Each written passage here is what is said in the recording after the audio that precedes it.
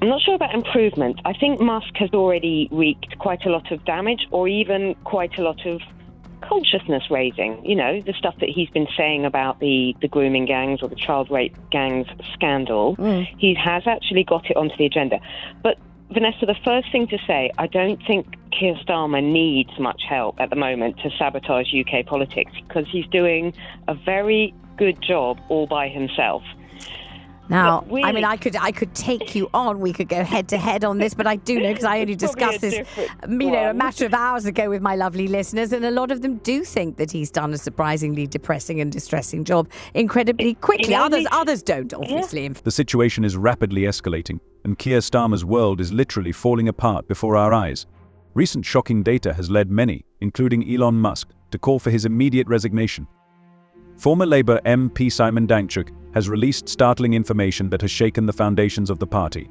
He claims that senior Labour leaders strongly advised him not to discuss people associated with childcare groups when he was in Parliament. Musk points to the dark period when Starmer served as Chief Prosecutor of England and Wales, which coincided with the scandal that rocked the country. He accuses Starmer of failing to bring those responsible to justice, and has repeatedly called for a national investigation. But the question arises, why? They were afraid of losing the election. It's just shocking. It was more important for them to keep their seats than to ensure the safety of the children.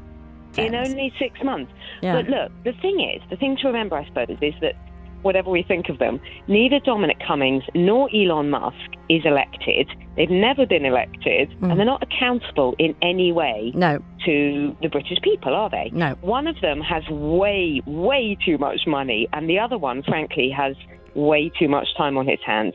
I think particularly Cummings, he's desperately looking for a way back into politics, back into the front line.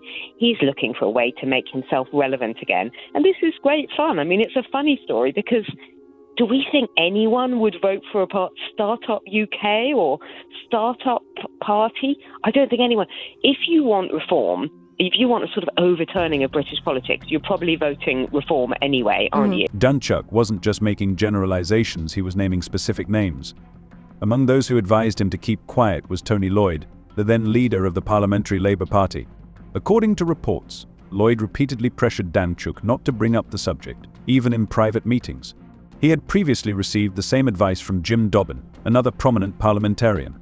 This indicates that the problem was deeply rooted in the party itself, rather than being the result of one person's actions. In this context, Starmer's situation becomes even more alarming.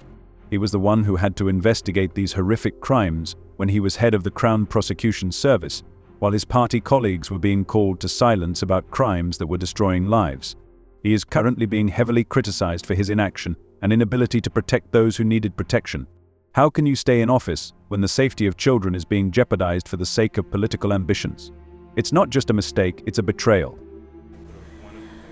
Well, Elon Musk has had private discussions about how the British Prime Minister, Sir Keir Starmer, could be removed from power without an election. That bombshell revelation is in today's Financial Times. It marks the second time in the past month that the mercurial right-wing billionaire has attempted to influence the politics of a country he isn't a citizen of.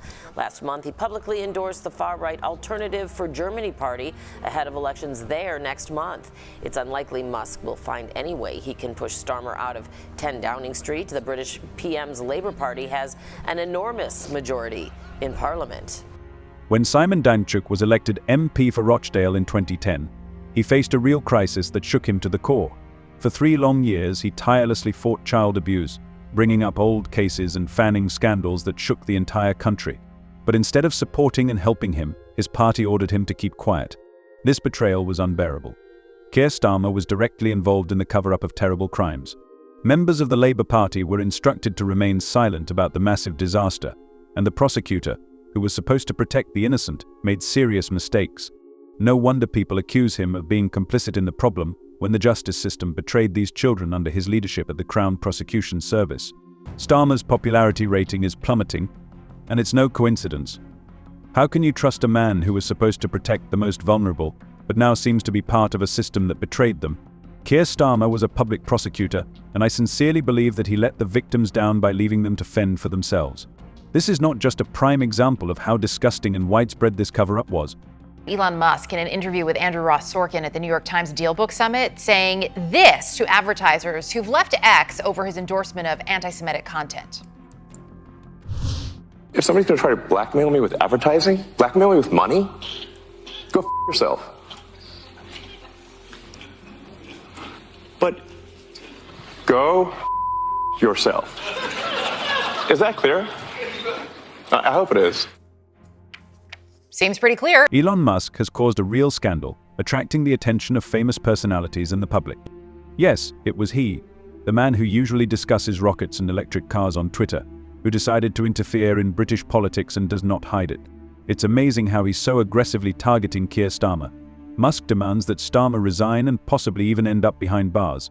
On his page on the social network X, he posted a provocative message about Starmer's imprisonment, accusing him of being a disgrace to the country and claiming that he was involved in a shocking case.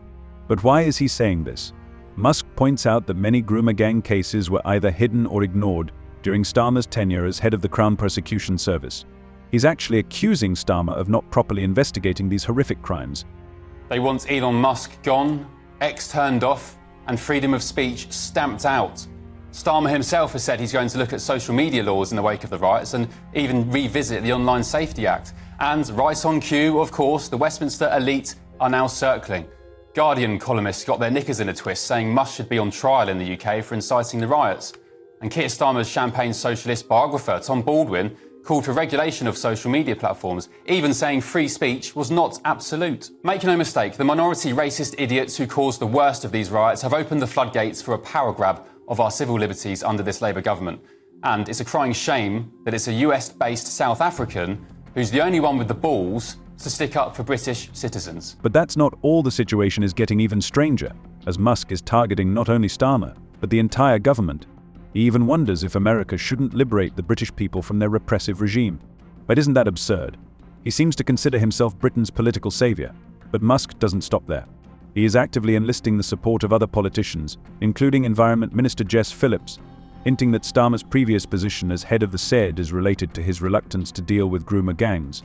The whole situation is compounded by the fact that the Labour Party is preventing a national inquiry into child care.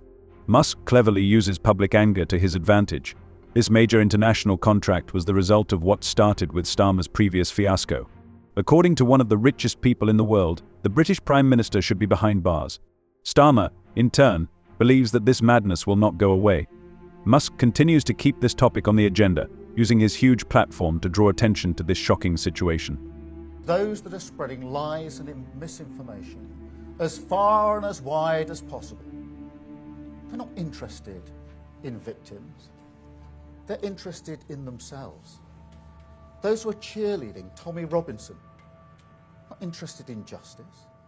They're supporting a man who went to prison for nearly collapsing a grooming case, a gang grooming case. But when the poison of the far right leads to serious threats to Jess Phillips and others, then in my book, a line has been crossed.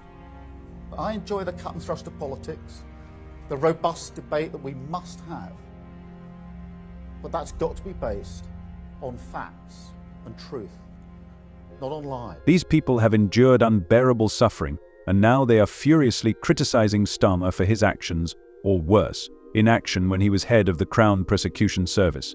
Woodhouse even took the bold step of urging Musk's detractors to calm down and grow up, as if to say, this guy is really helping us. Forget about your political differences. Politics has nothing to do with these victims. Victims who have faced abuse praise this controversial billionaire because he does more for them than their own government, and this is the whole tragedy of the situation. More and more people are demanding answers, and the Prime Minister is being harshly criticized for not having dealt with these horrific crimes before. We are talking about the lives of real people, their pain and suffering, and as more victims appear, the situation for Starmer and his administration becomes more critical. This is not just a political drama, it is a real tragedy unfolding before our eyes. Share your thoughts in the comments. See you later.